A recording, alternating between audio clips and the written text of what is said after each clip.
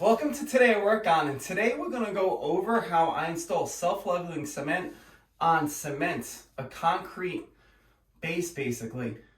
This is not like doing it on plywood. There's a few different steps, not crazy, but I get bombarded with these Instagram, YouTube, whatever shorts, and they're just driving me crazy. There's specifics on different applications, and when I'm looking for a YouTube video, I never find what I want that's specific. So I did one in the same house actually upstairs that was a plywood install. I'll put that link up right here.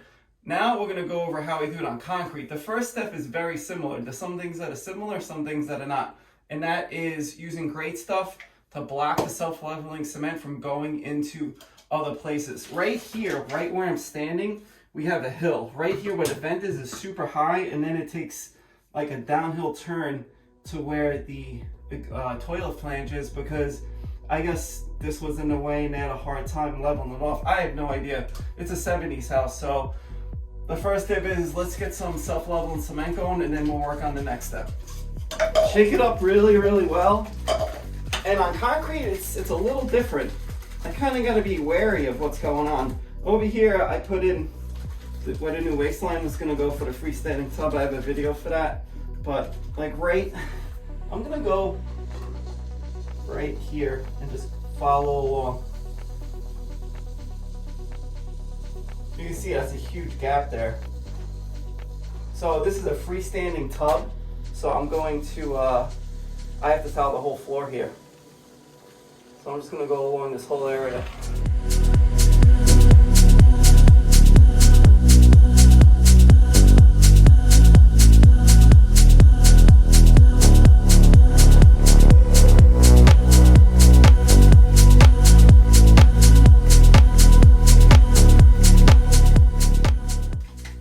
Part is putting on the level quick. So we're going to put level quick on, make sure the floor is clean, get your 3/4 inch roller, and if this floor looks pretty smooth, so we're going to go undiluted, we'll see right away. If it doesn't absorb, that means we're going to have to do something else. So what I'm going to do is I'm going to test a little spot. That's what I would do if you're doing this, and see if the undiluted absorbs into the concrete. If not, we gotta dilute it, and we'll get into that. I'm gonna let this set up for about 5-10 minutes and see if it absorbs.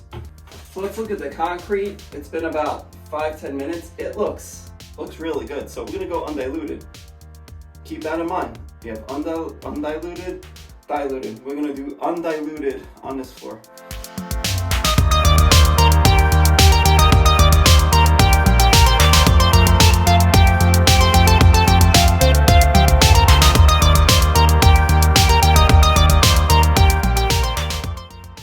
We're gonna let this dry for a good 20-30 minutes, and then we're gonna start mixing some self-leveling cement.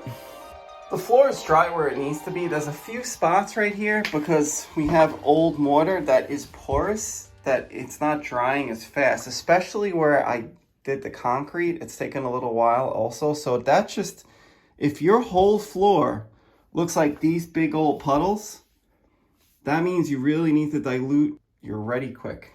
Keep that in mind. So I'm gonna let this dry I'm gonna throw a fan on it for another 5-10 more minutes, and then we're gonna start mixing up concrete. The other big thing you don't need to do here, you don't have to throw down chicken wire, because concrete is hard.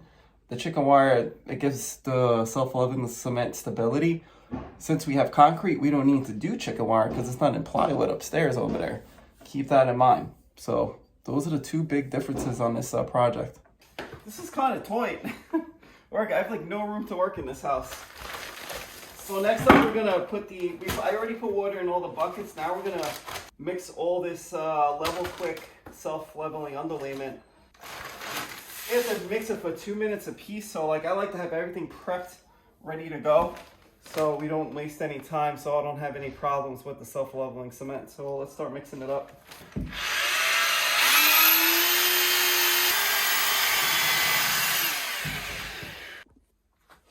I figured I needed 4 buckets for this total, about right. Usually get an extra one, but I'm very confident since I have done a floor like this plenty of times. So we're gonna start dropping this down. And remember, you don't need, on this little type of a floor, you really don't need the roller, the pin roller to flatten this out. We're just gonna go for it and just be consistent on where you pour.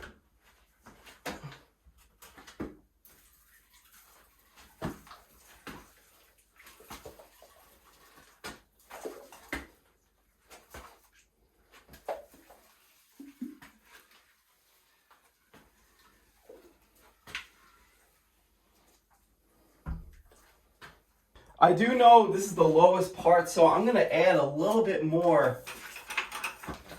mix over here and come lighter over here.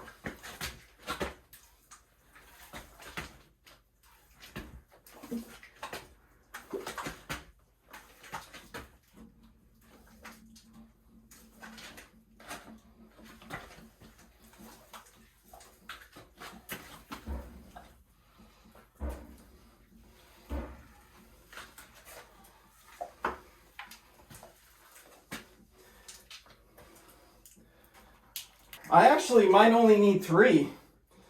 So, well, I might have to throw one out. That always happens.